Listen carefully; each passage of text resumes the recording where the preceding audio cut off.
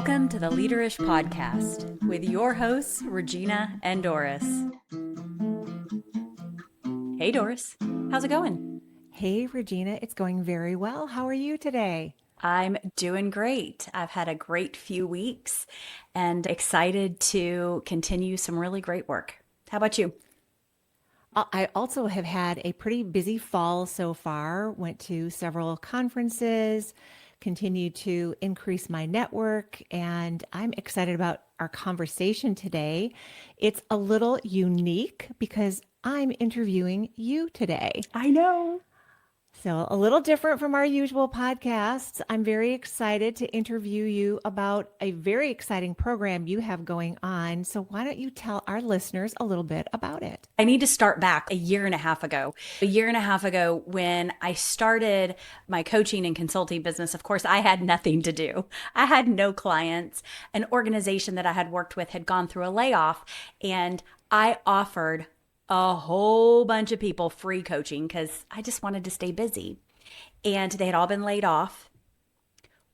I told them that they could have coaching on anything they wanted. If they wanted to figure out what their next career move was, or if they wanted to have coaching on how to get over the stress of being laid off, whatever. What I didn't imagine is that every single one would want help with interviewing. And we're talking dozens of people. I didn't even bring it up. They all said, I want help interviewing. I didn't know what I was doing. I'm going to be real honest.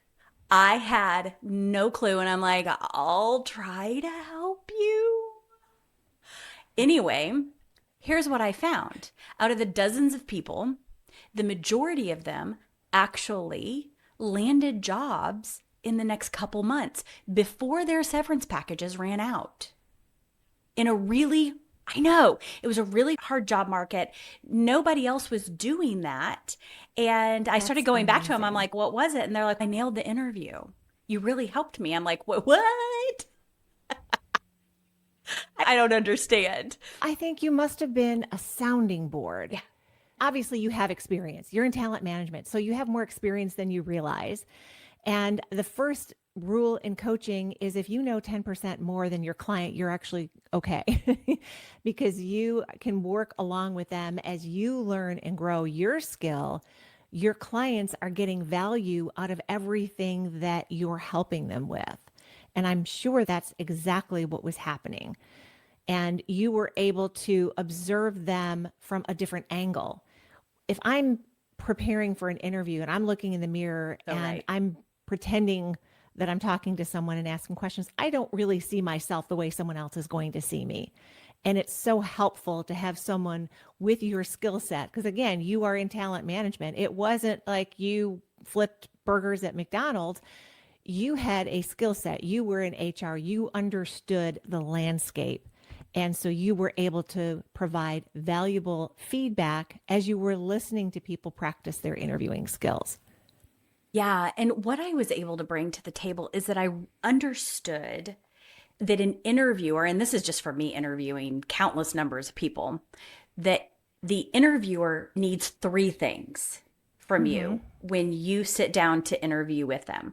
They need connection. They need to feel like you're connected. Somehow you've connected.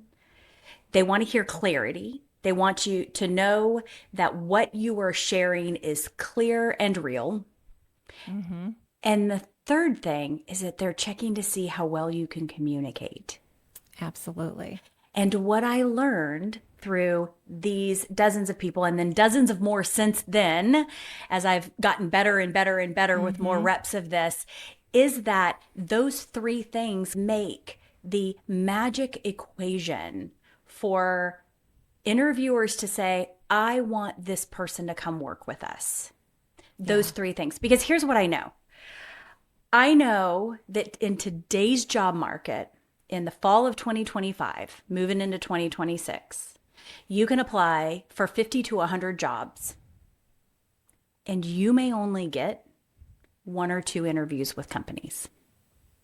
Yeah, I have heard even more horror stories than that. A friend of mine applied for 500 jobs, did wind up landing a job, but no one called him back.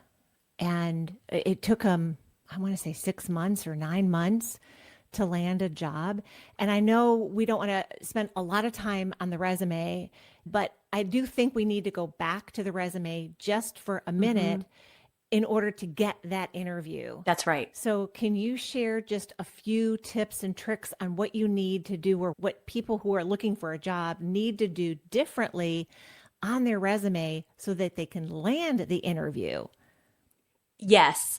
And I'll even do one better. I'll give you that, but I'll also tell you how you can use AI to get your resume exactly where you need it. Okay. Because I think it's really important because you're right. If you apply for 100 jobs and you're not getting interviews, it's your resume, period. If you are applying for jobs and you're getting interviews, but you're not landing the job, it's your interview.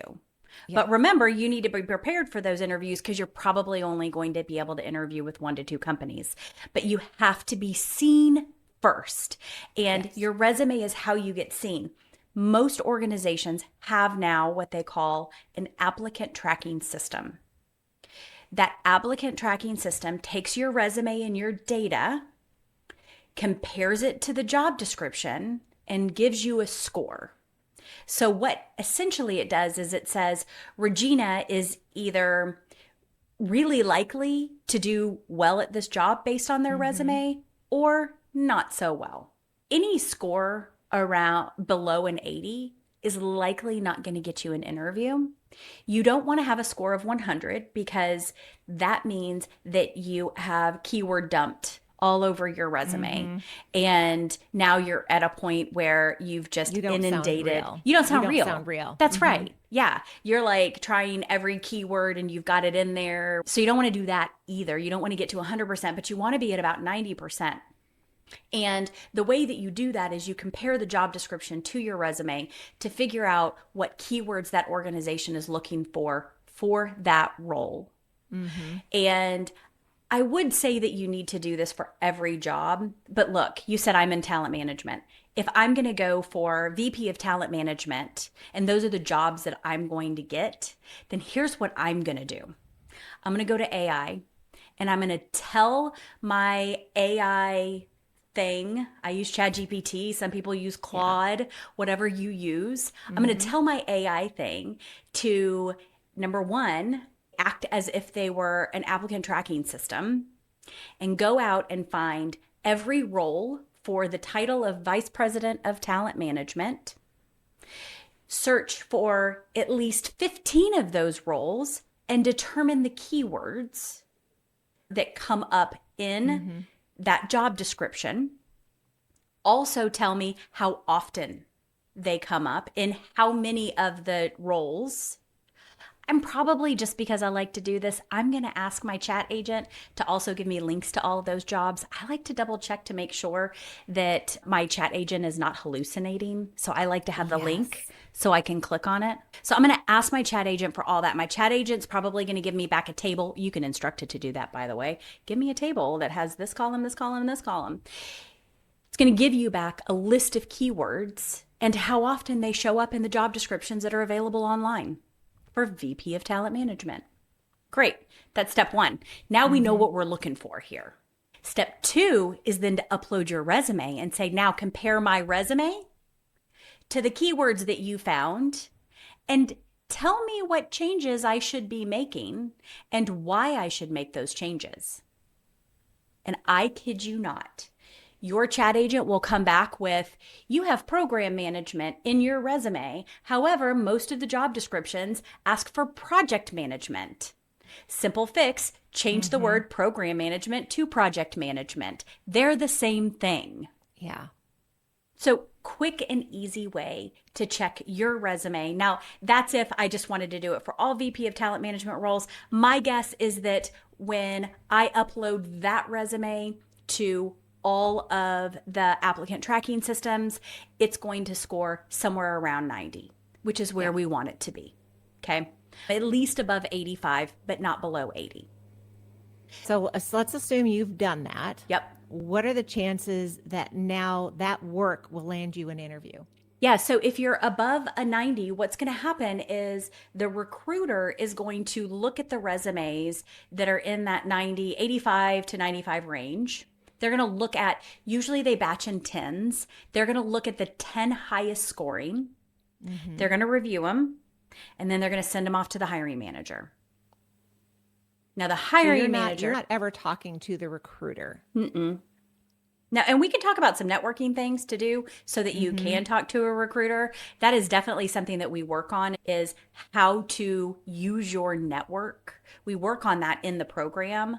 It's something that we work on with folks, and you should use your network. If you see someone in your network who works at the organization that you're applying for, first thing is to reach out to see if you can get a referral code, because a referral code is going to give you extra points and it's going to put you ahead of everyone else.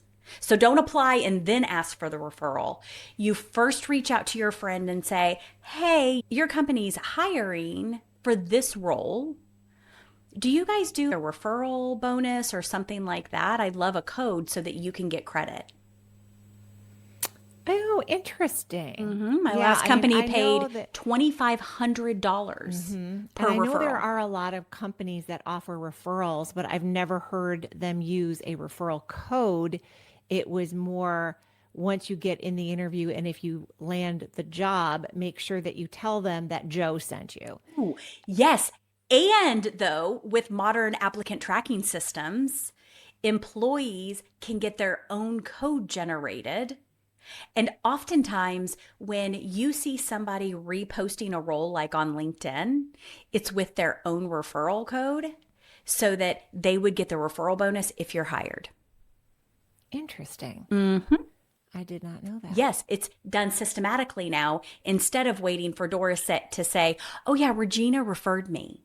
Mm-hmm. Most of it's done systematically. Now, that's not every company. Some companies are small and still do the kind of word of mouth, but larger companies wrapped up in their applicant tracking system is a referral program so that employees can get paid after you've stayed on, usually 60 or 90 days after you've been Right. hired and you're still there. Then they will get a nice bonus. They do not mind giving their link to you so that you pop up to the head of the line.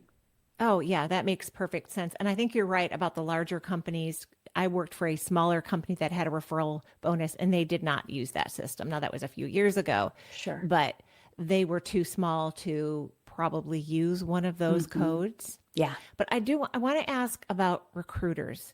And there are some people that when they're looking for a job, they will use a recruiter Mm-hmm. rather than, yes, they will apply, but they will have the recruiter sometimes look for jobs for them. How does that change what you do or how you apply or how you change your resume if you're using a recruiter to get to land that interview, that coveted interview that we're going to talk about in a second? Doris, I'm struggling to answer that because I know of headhunters, many of them. And so headhunters are compensated if they fill a role in your organization. So let's say your organization needs a vice president of logistics. Mm-hmm. Then organization X reaches out to a headhunter and says, can you fill this role? And so the only way that the headhunter gets paid is if they bring the perfect candidate to organization X and organization X hires that candidate, then they get paid. Yeah. And So I think I'm using that interchangeably, headhunter and recruiter, that recruiters can be used as headhunters. So I think they can work for the company, but they can also help you as someone who's looking for that company or find that role available to them. yes, now in organizations, they usually have what's called a sourcing team. And what that sourcing team does is they go out and look for people who maybe don't have open to work turned on or have not applied for a job at that company. And what they do, it's like sales, they fill a funnel of talent that they've nurtured that they want to bring into the organization. And they keep them warm, if you will, until a role pops up. So you might be a sourcer for finance. You might go out and find finance analysts, finance leaders with certain skills and qualities, and you keep them in a jar for when you have a finance role open Mm-hmm. up. You can reach out to them as well. You can reach out to sourcers and get on their list, whether it's with a company or a headhunter. You can also reach out to headhunters and get on their list because it is their benefit Mm-hmm. to give really great candidates to their client. Now, the challenge, though, sometimes is that these headhunters and these sourcers, they don't check to see if the person's interviewing skills are great. They know their resume looks great. They Yeah. know that they have the skills, but what they don't know is if they can land the job through the interview and build that connection, bring that clarity, and demonstrate Mm-hmm. deep communication skills. So let's move to the meat of this discussion today is those interview skills. That's right. I know you are working on some models on how to improve those interview skills and what people are doing, maybe some roadblocks, what they're doing wrong. And then on the other side of the coin, what the ones that are getting it right. Like you mentioned at the beginning of this interview, that you've had people that before you even knew what you were doing, you were helping people land jobs. That's right. And what was different between that interview and someone that didn't have any coaching on interviewing? Yeah. I think the easiest way to put it is that we don't know what our blind spots are. That's why We they're called don't. blind spots. Mm-hmm. We don't know. I don't realize how many times I say in a podcast episode until we go to edit it. It's a blind spot. When we work with someone else, what happens is now you have another human that's observing you and can tell you how many you have leveraged in a conversation, Mm-hmm. or can tell you where you lost clarity or where maybe you started to ramble. And let me tell you, this is not the job for somebody who doesn't want to give feedback. My coaches give tough feedback because the only way you're going to be better is if you hear the truth and you experience Yes. the truth. Understanding how you build or don't build connection is really important. And I'll share an example of this. I'll share an example of all three. But the connection one seems to be a blind spot over and over and over again for people. They go into interviews, they're nervous, they get stoic, they're all business, they're super professional, they don't smile. I had a client that I was working with, and we were on session 3, and all of a sudden he laughed and he smiled as he was talking to me, and his face lit up. There was the biggest twinkle in his eye. I said, that right there. You have to do that in every interview, and I'm going to show you exactly what you did. And I replayed his facial movements, his eye movements, his laugh, and his smile. And he goes, I did that? I said, yes. And it was a beautiful moment of connection. And he's like, whoa, crazy.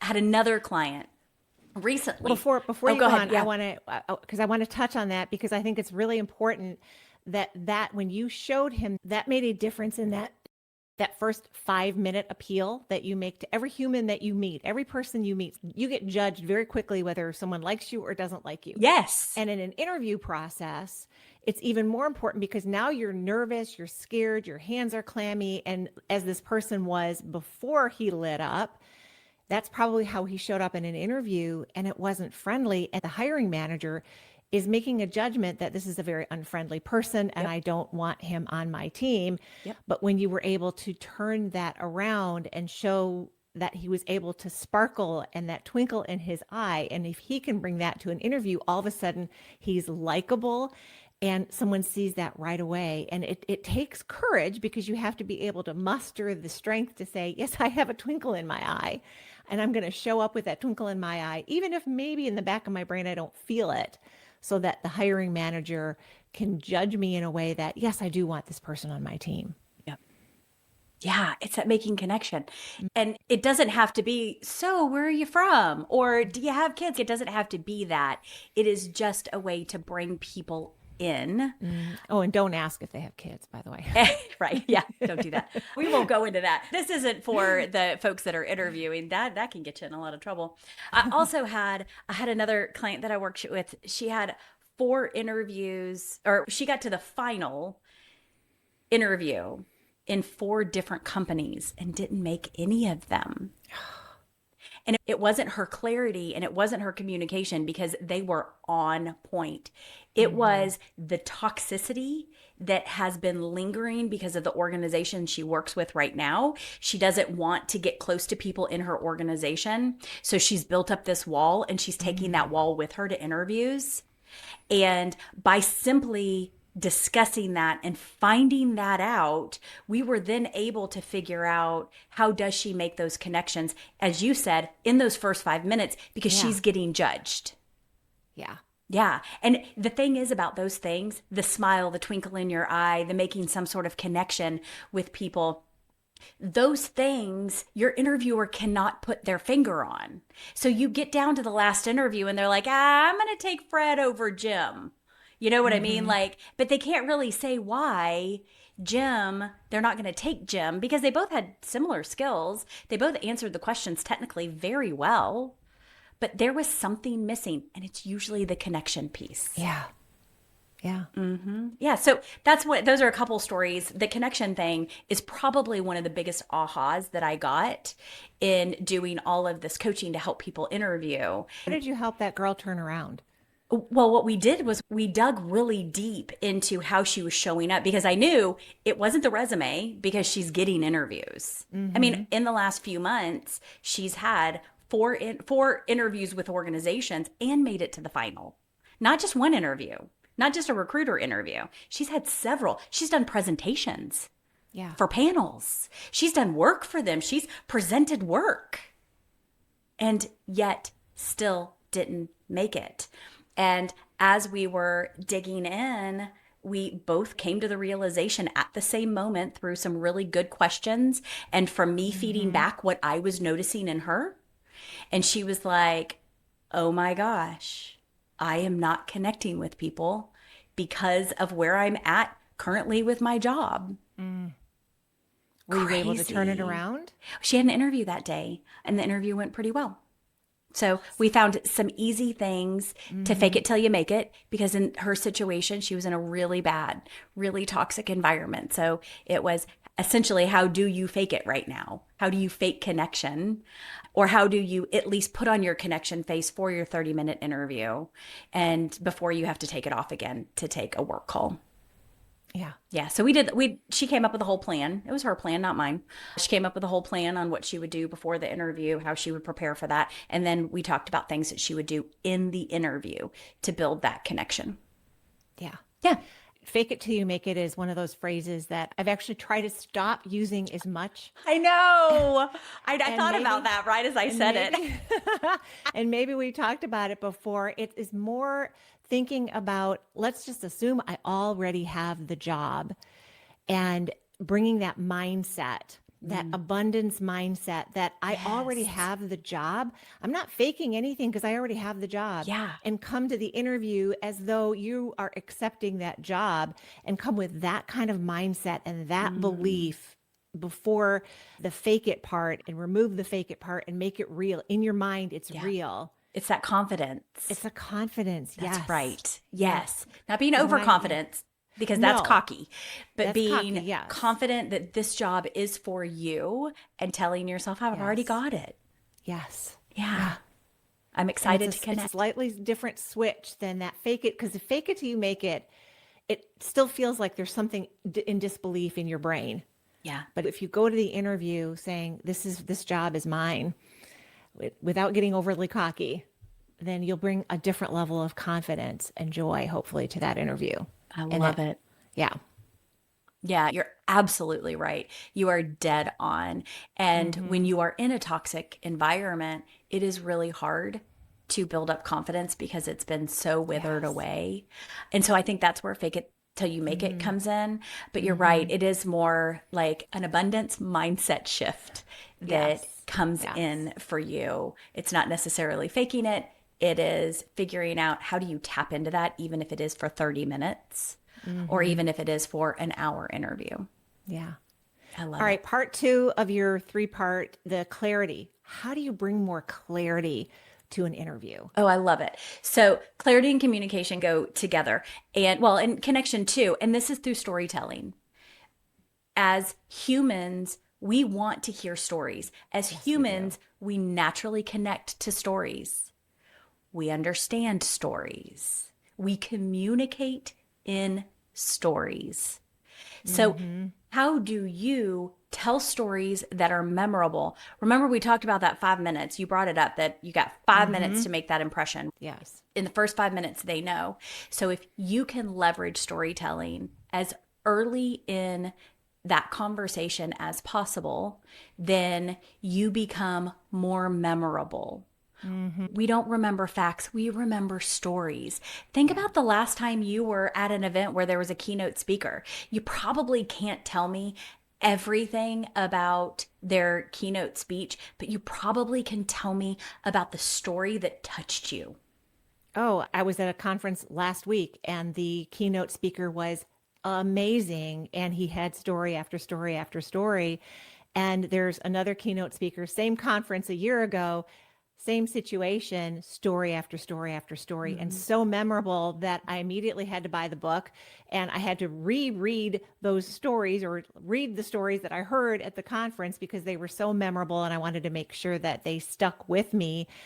And it's so true. Stories are important. And I think the story that you can easily come up with is if you notice something, go in and observe with the twinkle in your eye, observe something, whether it's something that someone is wearing or an item on someone's desk, or even if it's a virtual environment, maybe something in the background that you can connect with, that you can say, I love your blue suit. And that blue, not getting weird, but That blue makes something- your eyes pop. Rawr.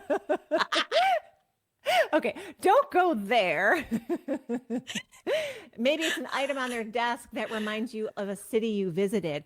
Oh, that item that looks like you went to Whistler, British Columbia. That's one of my favorite cities. Have you ever been there or how often have you been there? And start with that story. And that will all of a sudden, the twinkle is probably there because you're starting on something that is not related to the job, but it's something that's going to be memorable. They will remember you for noticing that item on their desk or the pair of earrings that you have on, whatever it is, that you've observed something and you turned it into a memorable story.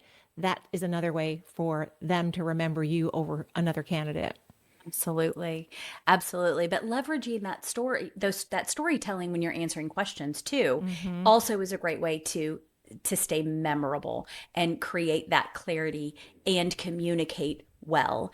And what I work with my clients on is about a 5-step model, if you will, but I'll go over 3 of the steps that are the gist of it here. And that is composing your story by number 1, starting with the situation or the context. Yeah. What happened? What was happening in your organization at the time? What were you asked to do? What challenge were you facing? What is the situation? What's the context behind the story before you tell the story? And then you talk about the actions that you took. And if it is a story on collaboration, then you talk about the actions the team took and the part that you played in that, whatever that looks like. And then after that, you talk about the results and the impact. That is the impact that you or the team or the project had on the organization or the project or whatever it was, the challenge, how you overcame that challenge. So you use this super simple SAR model, and it goes in more depth and we add some layers to it and stuff, but that is a great way to get started. And what I recommend is that you have 4 stories that fit into this model. And they're all 4 very different stories. And then what you do is you map those stories to different skills that are listed out in the job description. If they want communication, this story and this story are great for communication. If they want somebody who is strategic, this story and this story are great for strategy. And so different stories can be communication and strategy. They can be great examples of 3 or 4 different skills. And you're leveraging that deep storytelling that is clear and not overdone and not too long, but that connects really well with the individual, and you make it conversational. And so what that might sound like is, oh, we were going through a huge challenge in our organization where we were losing our employees, and we were really concerned about that as an organization. And so I was tasked to dig into the retention model that we were currently using. How do you guys measure your retention? Or does that sound familiar? Have you ever been at an organization where the retention was just through the roof? And so you're bringing them into the conversation, right? You're making it a little bit more conversational as you're talking about that. And then you talk about the actions that you took, and the, maybe for this example, you're talking about the data that you pulled and how you were leveraging that data, and how you looked at the interview data that you had and you analyze that in a different way, or whatever that might be. Yeah. And then you talked about the things that you changed and what with those results, or the recommendations that you made, how you made those recommendations. And now you've put that into a couple categories. You've got data analytics in there. You've got communicating with stakeholders in there. You've got collaboration with a team in there. You've got solving a complex problem in there. So these are all areas where you can use that story. And the great thing is if there's another story that fits one of those areas, you can come back to that story without having to go through the context. Hey, do you remember that story we talked about with around the employee retention? I want to dig into that to show you this skill. And now you're starting to build on that, and you're using that story. So that's why I recommend 4 stories. The other thing that you want to do is, if you use the same story with different interviewers, you want to say, oh, I want to share with you a story that I shared with Fred, who interviewed me 2 days ago. Because you want to make that connection. And you have some people who want to hear similar stories so that they can talk about it. And you have some people that are like, yeah, I heard that story too. Are they a one-trick pony? So you want to call it out in your interview. Oh, I shared this with Fred when I met with him on Tuesday. Yes. Here's the story. And then you go into you're adding another layer to it too. You're probably not sharing the story word verbatim the way that you shared it with Fred the week before, because the question is slightly different from Susie that you're interviewing with today. And you're adding another layer onto that. Yeah. I do want to touch on the results on that SAR model. Yep. I have found that resumes that I've looked at sometimes are lacking those results. People are starting to get good about action words in their resume, but they don't necessarily add the results that came with that. And I know how important that is, and being able to show that, yes, you can get things done, but at what level can you get those done? And showing that you were able to increase revenue by X amount, or improve retention by X percent, or whatever the data is, that you're able to add that data into your resume. And I think a lot of resumes, and even at the interview process, that gets missed. And I know how important that is for companies. Yeah, it really is. Your results don't always have to be data driven, especially in the interview, right? Your result, if they want to know about stakeholder alignment, your result probably needs to be tied to, I was able to get all 15 stakeholders aligned and moving forward. And we were able to deliver, all 15 of the stakeholders were able to deliver X, Y, and Z.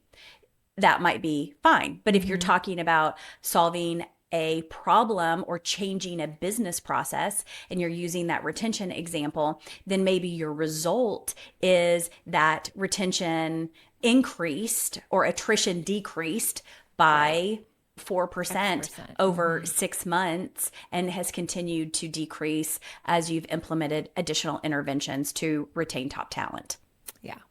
Right. So those are all things that we want to share. It doesn't always have to be numbers, but if you can use numbers, you want to use numbers always.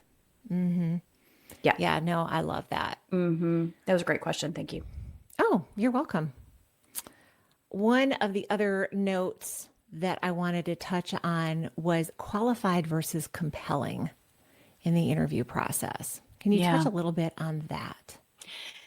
Yeah, there are a lot of qualified people out there for just about every job now. And I am hearing of people who are in higher level roles taking lower level roles right now because the job market is pretty tough. And There is a lot to be said about your resume and your work and your skills.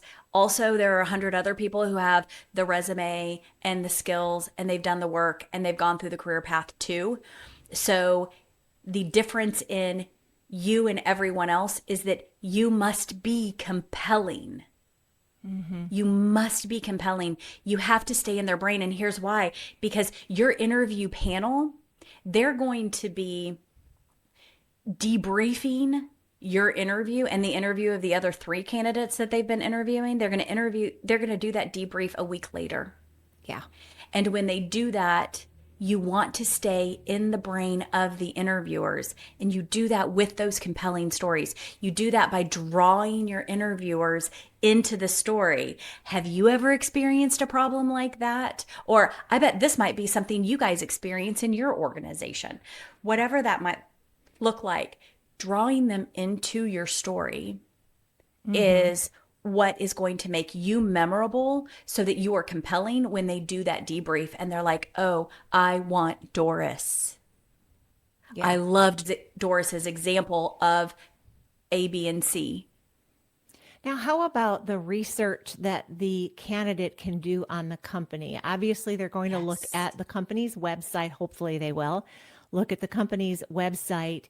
And let's say it's HR related job, make sure that you're looking at the HR page and you could probably draw some compelling points to the story that you're telling based on the research that you've done on the company through the HR page or the product page, or even on some of the review companies. You might do some research on Glassdoor and you can bring up some compelling things that you find on Glassdoor. Maybe it's a very positive interview. I was reading about this anonymous review on how wonderful the president is, and it made me realize that it's one of the reasons I want to work for the company is, and so that again is you're just telling a story, you're based on research that you've done, and now you're a little bit more compelling than the other candidates because of that story that you've brought up. Doris, this was an awesome conversation today. We hit a lot of ground, didn't we? We did. We did. It was fun, just the two of us. I love having guests on, but I love the conversation that the two of us Yeah. have when it's just us. And it was fun interviewing you. It was This was, fun. I love this program that you have created. I am so excited to know how many people you have helped through the program that you've created. And I know you have so much more to give on this. And we will have all the links of what you can provide in the show notes, along with a tip. I believe you have a free tip sheet that you will create or that you have Mhm. created. And that will be a part of the links in the show Yep. notes. And I know we'll mention that on social media as well. And I think that there's so many people out there looking for jobs right now, and they can use this real time information and feedback that you are providing. And I think it's a fantastic service and so well worth it. And I know that you have offered amazing tips to lots of people, and they're very appreciative. Thank you for that. The interesting thing about this is that me and my coaches, we've gotten so good at this that we can get you through the entire program in 5 days. An organization calls you and says, hey, we want to have you in for an interview. Can you come in next week? We can get you through the entire program in 5 days and get you ready to nail that interview with the organization that has given you a buzz. And that is huge. Most programs can't do that, but we can Mm-hmm. with our amazing coaches and our ability to get all the content, all the coaching that you need in 5 days. We do an hour a day if we need to. And then you have pre work and post work. You can dig in and you can dig deep and you can go really fast. If you don't want to do that, that's fine too. You can do every couple days. You can do even once a week if you want to. We're pretty flexible with that. But we have the ability to get you 100% interview ready in 5 days. I know so many people that could use this I right now. know. So many I people. know. It's so exciting. It's so exciting. And it's really my heart and my passion because Mm-hmm. I know how hard it is out there right now. And if I can help folks land that next job and get a good paycheck and not be unemployed or not be stuck in a toxic environment, then that is what I want to do with my life. So Yeah. thank you for letting me share a little bit about this and what I've learned on this journey for the last year and a half as I've built this out and learned and grown and changed the way that I do things and also changed the way that I help other coaches do this as well. It was amazing speaking with you, and I know all of our listeners will enjoy this interview. Great conversation. That is about it for us today.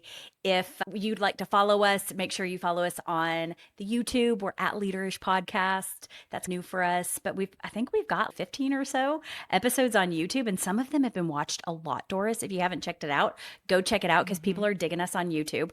Also, you can follow us on Instagram, and of course, you can check out our websites. You can find all of our contact information in the notes. If you're interested in being a guest, we love having guests, so you can reach out to us. And if you listen to the podcast and you have something that you want to talk about, even if you know us, just tell us. We'd love to have you on. We have our friends on all the time. Those are our favorite interviews. Anyway, give us a buzz at leaderishpodcast@gmail.com. And with that, I will say cheers. Cheers.